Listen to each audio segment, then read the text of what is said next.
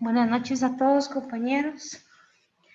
Qué bueno que podamos ya estar listos para recibir la clase de hoy. Ayer pues quedaron varias dudas pendientes de resolver. Hoy vamos a hacer lo posible para solventarlas, para dejar en claro cualquier cuestión que a ustedes les esté causando un poco de duda. Antes de entrar en materia, pues hemos recibido instrucciones por parte de coordinación para indicarles a ustedes las formas de evaluación y pues coordinando esa parte, necesito que tomen nota para que tomen en consideración lo siguiente. Tendrán que realizar durante el desarrollo del curso las siguientes actividades. Muchas gracias. Como primer parcial, ya está señalado, calendarizada la fecha para el 11 de diciembre de 2020. El tema que será objeto de este primer parcial, voy a darle las indicaciones para que ustedes tomen en cuenta sobre qué temas van a ser evaluados. De igual manera, el tema será indicado para el segundo parcial, que será el 22 de diciembre. Ambos tendrán una puntuación de 20. Asimismo, tendremos una comprobación de lectura. Esta tendrá un valor de 10 puntos y se va a desarrollar el 18 de diciembre. Hago la aclaración, compañeros, que esa prueba es oral. Toda vez que el derecho penal pues, es eminentemente oral, quiero escuchar de ustedes que podamos expresar de forma lógica y ordenada nuestras ideas y exponer el criterio jurídico y social que ustedes tengan sobre las interrogantes que se van a formular. Asimismo, tendremos que elaborar un punto de tesis sobre cualquier ley especial dentro del territorio guatemalteco. Es decir, que cualquier ley en el área penal podrá ser analizada por ustedes y como trabajo final podrán entregar una formulación de un punto de tesis. Va a ser entregado también la guía de cómo podrán hacer ustedes entrega de este trabajo. Asimismo, tendrá una puntuación de 15. Asimismo, también deben de tomar en consideración la fecha en que este tiene que ser entregado y es el 29 de diciembre. Y asimismo terminaremos nuestro curso con un examen final, el cual tiene una ponderación de 15 puntos y pues este vamos a estarlo desarrollando con fecha 30 de diciembre. También tienen que tomar en cuenta pues su asistencia, que le sumará 5 puntos para que podamos hacer un total de 100. Y pues con posterioridad serán entregadas las actas y publicadas en el grupo para que ustedes tengan conocimiento de cuál es su calificación dentro del desarrollo del presente curso. Entonces, si hay alguna duda, pues pueden comentarla y si toman en consideración también veremos si lo podemos hacer llegar al grupo, queda en Classroom, para que ustedes tengan el cronograma de las actividades que serán desarrolladas durante el desarrollo del curso de leyes penales especiales. Quiero también, pues, para que ustedes tengan todos los puntos en claro, diré previamente qué temas serán objeto de evaluación, tanto en los parciales como en la comprobación de lectura. Asimismo, la orientación respectiva para la elaboración del punto de tesis y para su examen final. De todo ello, pues, se les dará todas las indicaciones e instrucciones para que ustedes tengan a bien desarrollar. Y pues continuaremos con el desarrollo del presente curso en cuanto a lo concerniente a la ley contra el femicidio y otras formas de violencia contra la mujer. Si eres tan fina de regresar una diapositiva. Pudimos terminar de explicar este punto, sin embargo, le surgió a muchos de ustedes algunas dudas. Unas sí las hicieron efectivas, otras ya no. Entonces, para poder dar la indicación, si eres tan fina de reproducir el video.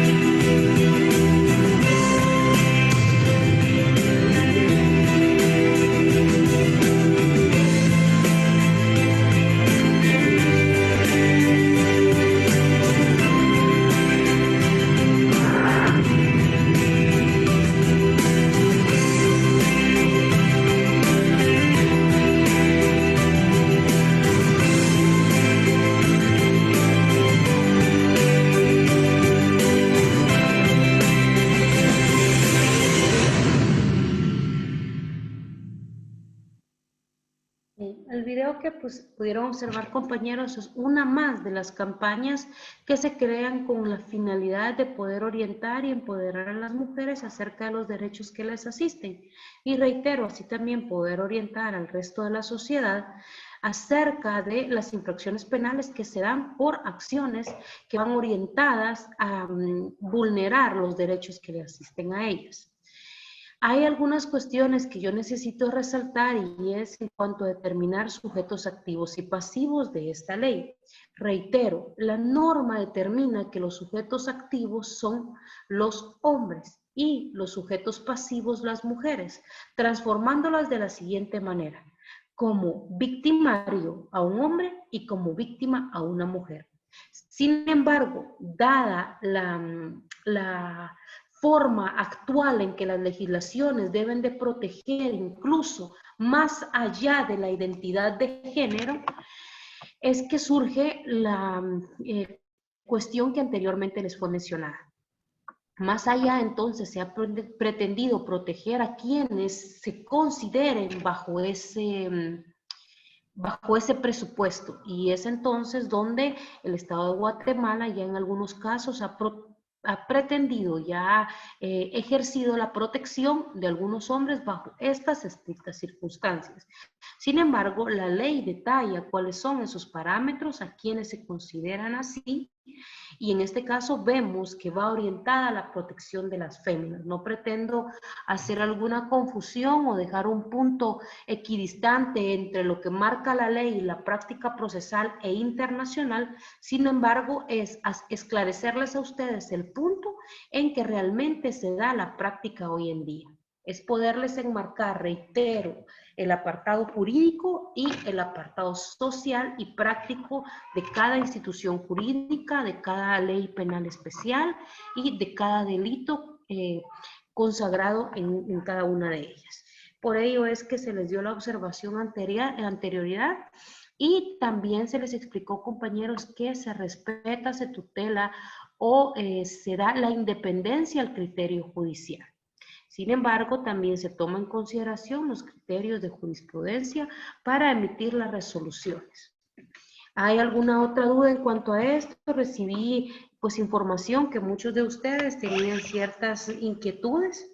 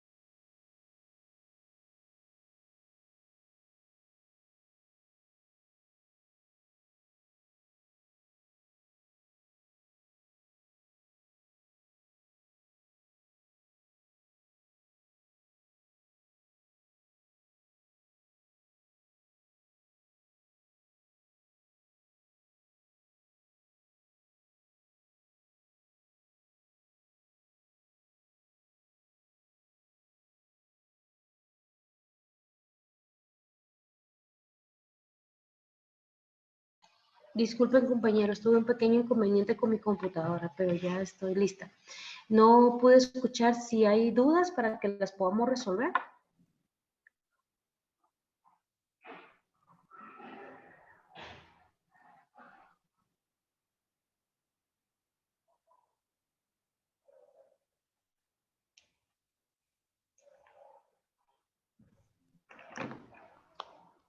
Participen, por favor, compañeros. Recuerdo que sí colocaron que tenían algunas dudas sobre esta ley.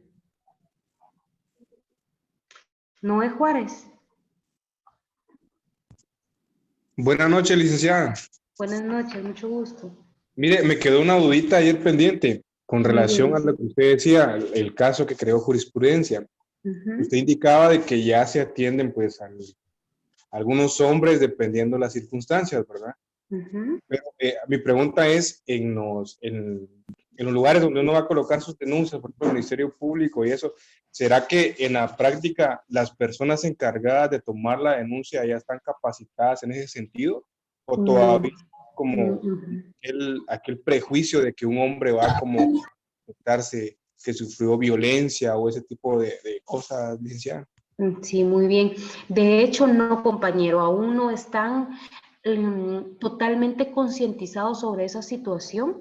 Hay mucho estigma y, como usted lo menciona, pues prejuicios que aún nos limitan poder extender la ley hasta esos puntos, pero no es tanto responsabilidad de las instituciones en capacitar a su personal, pues durante estos años, que son alrededor de 12, muchas dependencias y el organismo judicial, así como el Ministerio Público, sí da constante capacitación a su personal y los prepara respecto a esos temas.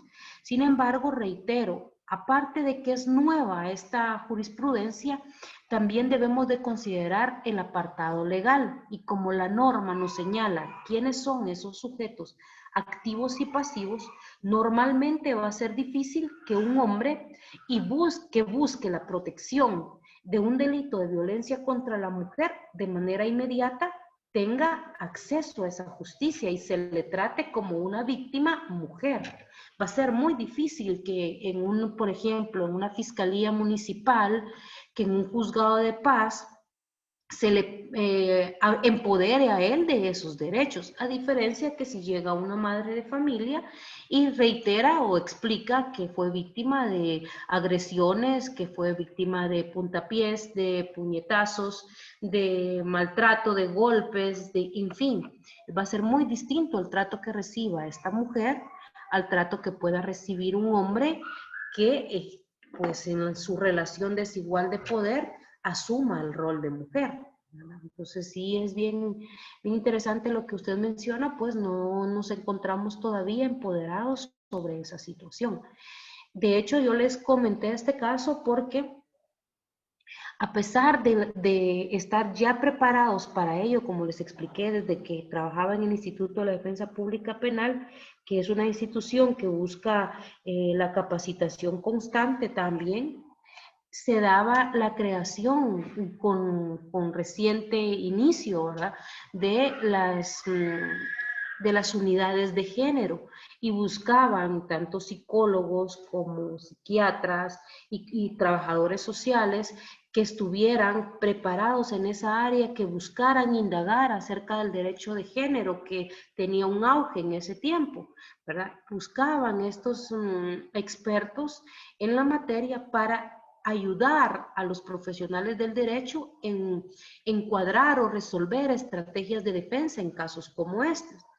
Hago la indicación porque, como les mencioné también, no existía la ley, no existía el conocimiento por parte de la ciudadanía, muchos hombres, ¿verdad?, sindicados de estos delitos, y tocaba que empezar a ejercer la defensa de estas personas. Entonces, este equipo multidisciplinario orientaba a los abogados a cómo poder hacer una defensa técnica, efectiva, oportuna y veraz.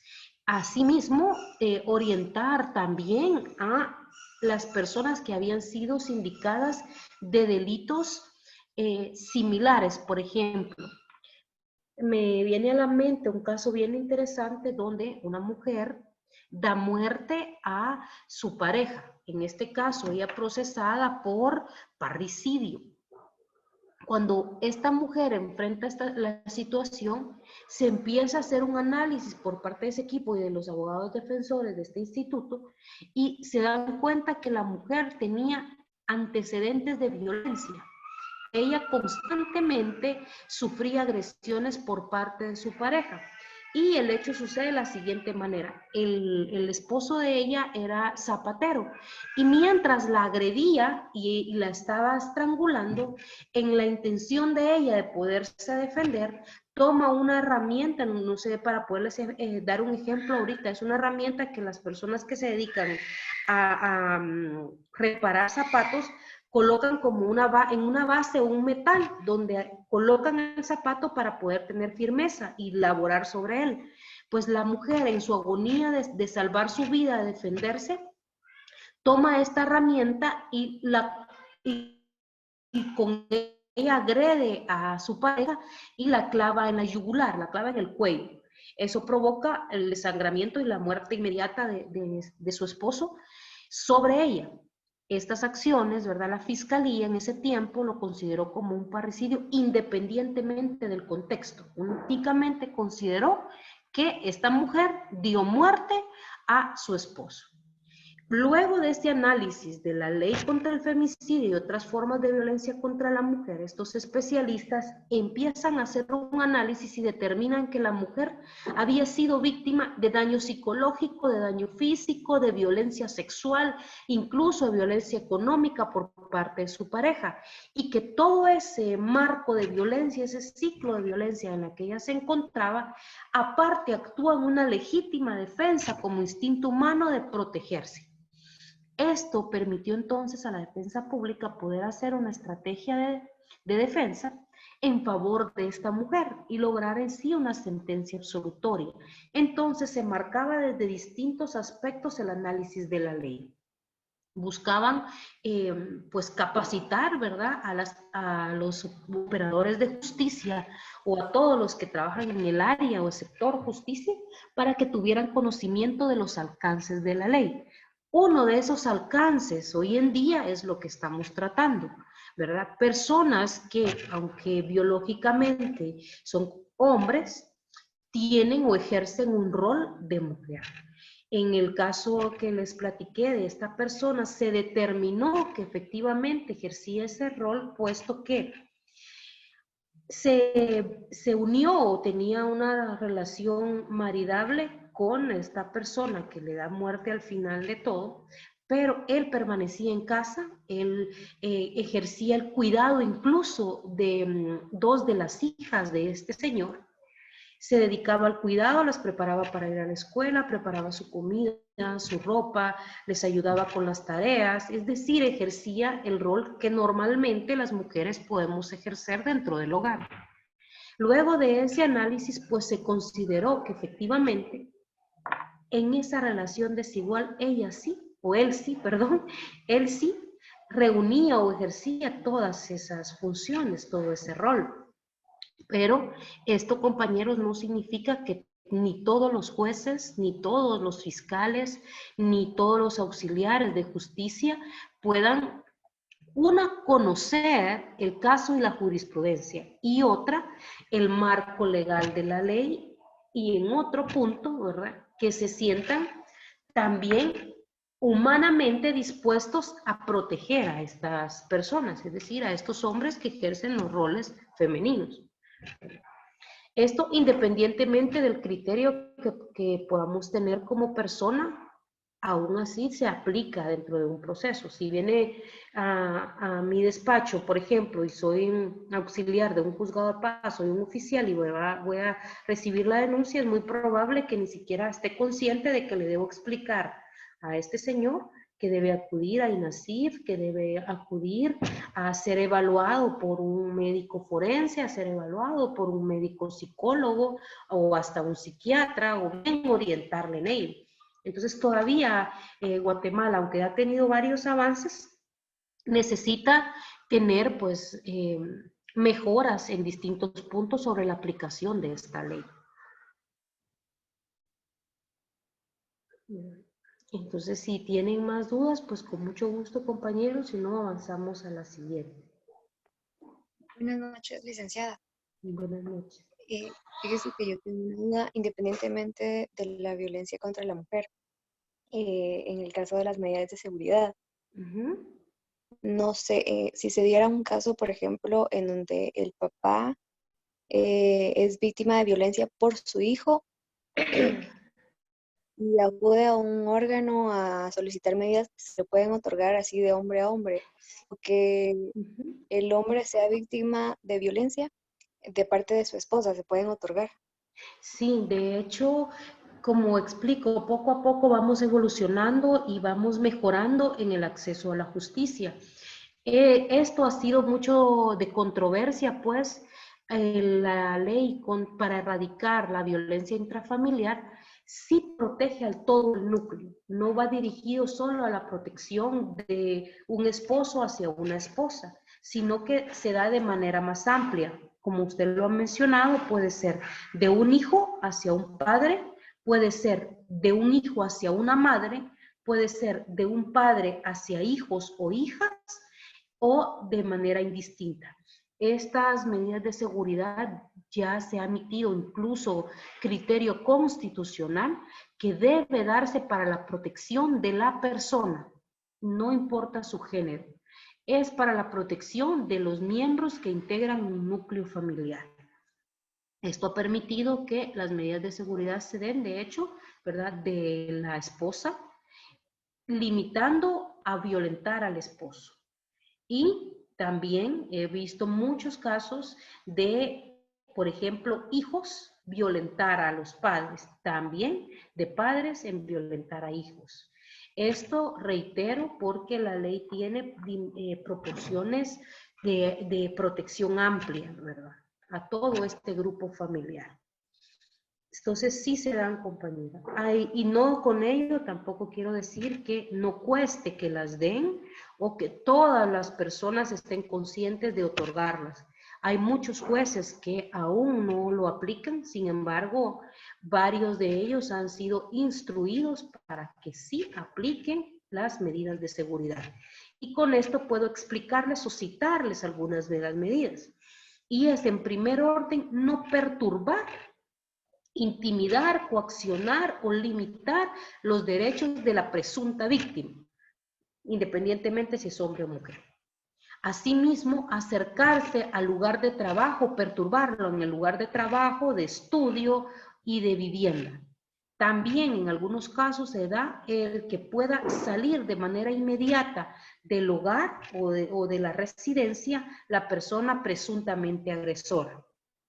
Aunado a ello, también puede darse en la imposición de una caución, de una pensión provisional, ¿verdad? Pensión alimenticia. También puede darse la suspensión de la guarda y custodia, entre otras que señala la ley, ¿verdad? Que puede emitir pues, una variedad de medidas de seguridad. No simplemente es pues no acercarse o abandonar el hogar conyugal o la residencia. También se da a otras, ¿verdad? Acabo de ver una que me pareció interesante, muy interesante la verdad, que es la primera que veo bajo esos extremos o siendo tan explícita la juzgadora, y es que indica, si ustedes me permiten, creo que tengo aquí a la mano, porque me lo envió una persona de alto poder dentro del organismo judicial, quien es, pues, en esta vez señalado como agresor, y la juzgadora, reitero, fue drástica, explícita y amplia en imponer estas medidas de seguridad. Y me voy a permitir compartirles a ustedes para que tengan idea de la magnitud de lo que señala. Hasta el momento les leeré 5 medidas que ella colocó.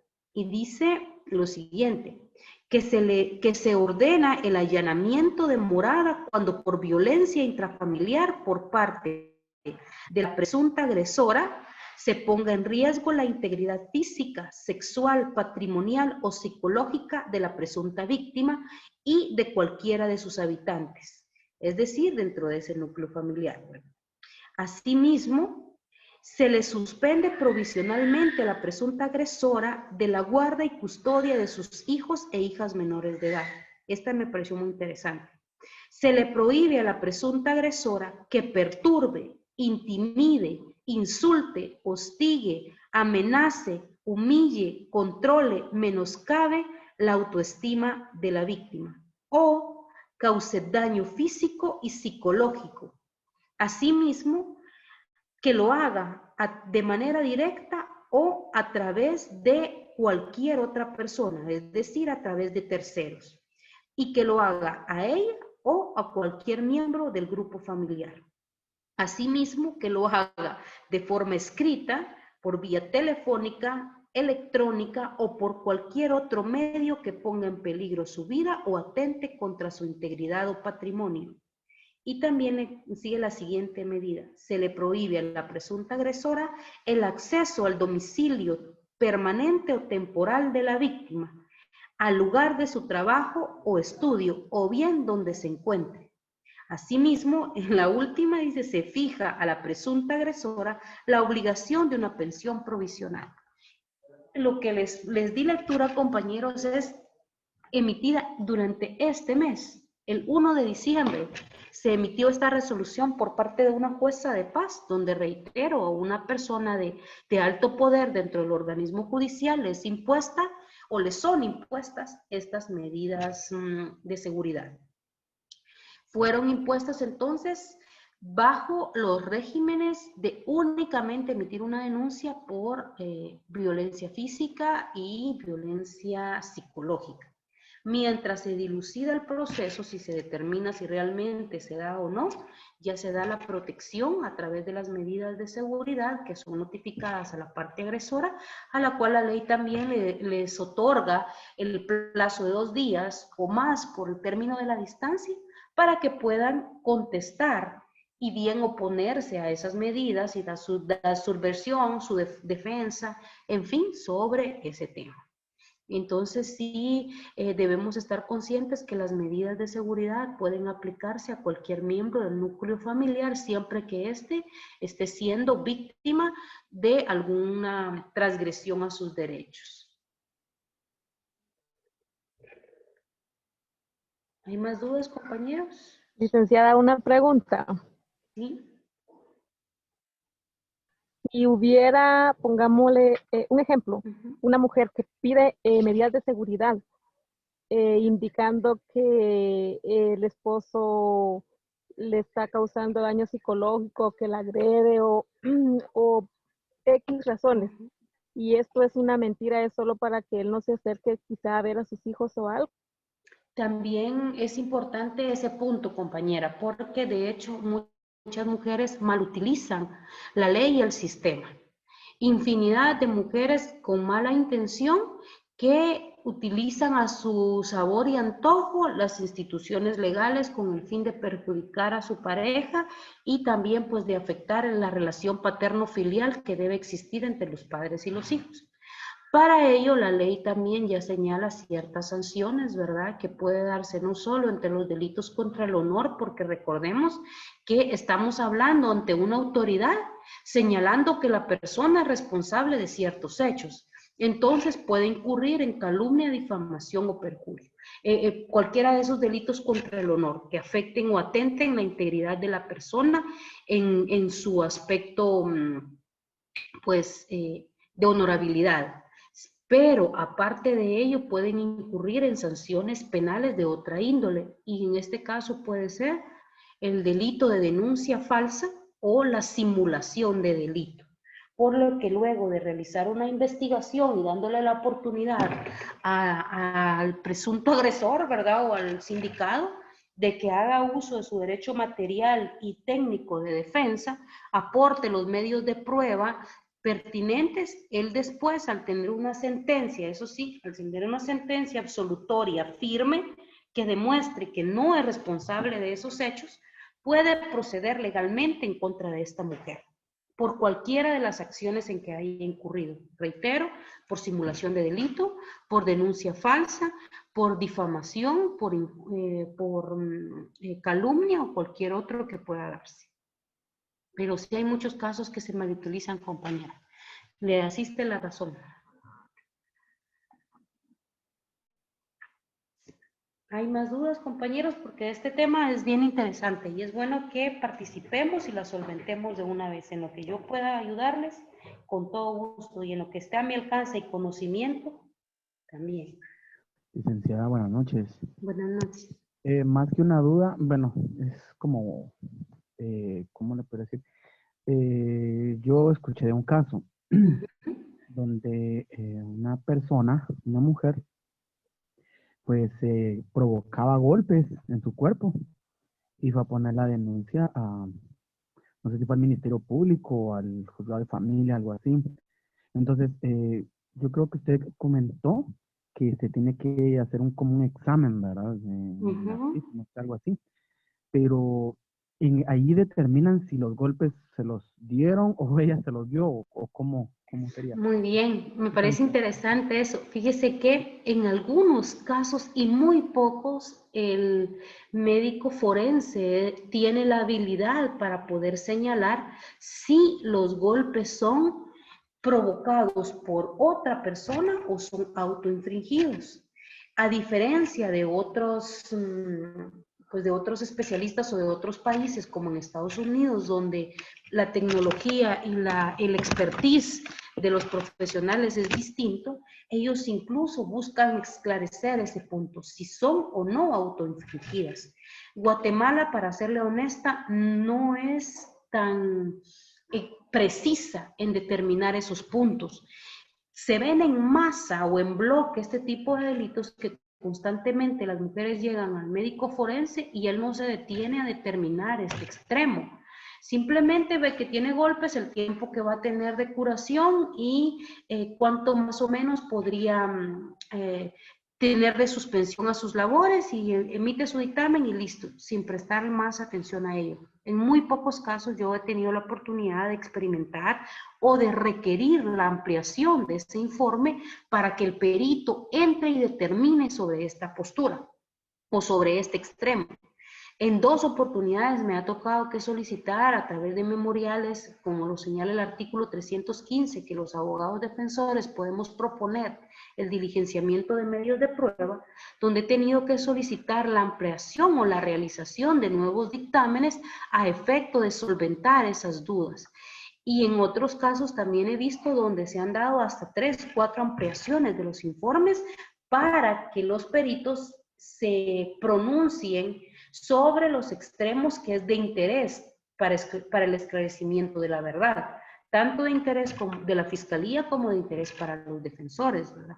Entonces es bien importante que como cualquier parte, ya sea de ente acusador o de defensa, nos encontremos bajo esa posibilidad de que la mujer se puede ocasionar lesiones y pues atribuirle esa acción a otra. Sí se dan casos con más frecuencia de la que imaginamos, donde las mujeres se agreden. Sin embargo, no podemos descartar que sucede también lo contrario en grandes proporciones. Muchas mujeres que ni imaginamos sufren violencia contra ellas. En el caso de mujeres profesionales o empoderadas también han sido víctimas de violencia.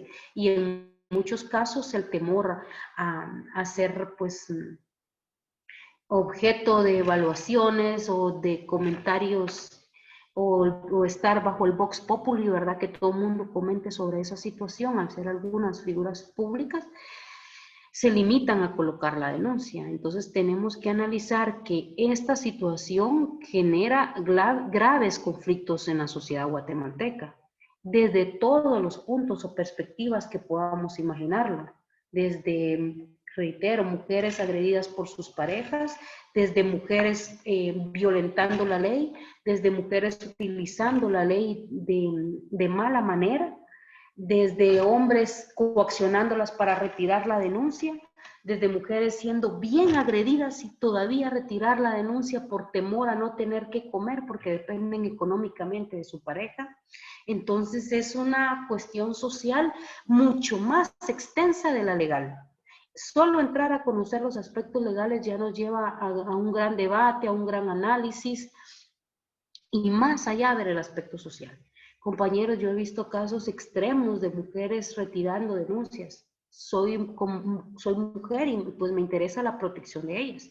También soy profesional, soy abogada defensora, asisto o soy contratada para asistir a personas señaladas de estos delitos.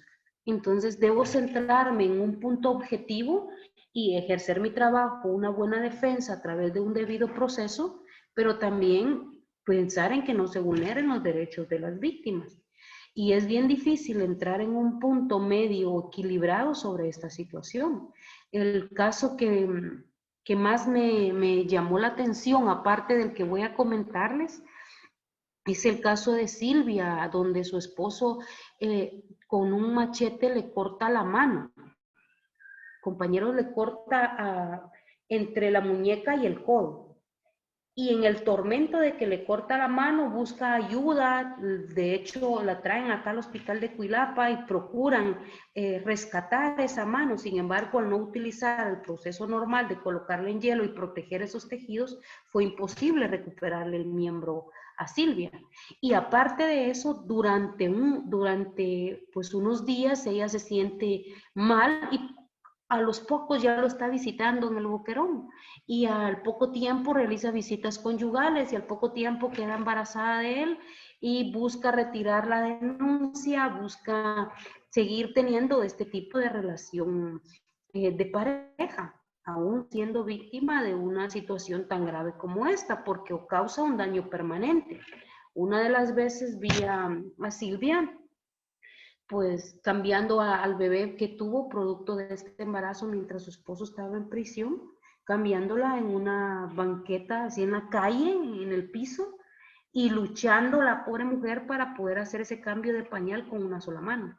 Y cuando la veo y le hablo, insiste que lo va a visitar y que quiere que salga y que ella no se considera víctima de violencia. Fue solo un incidente, o sea, ella no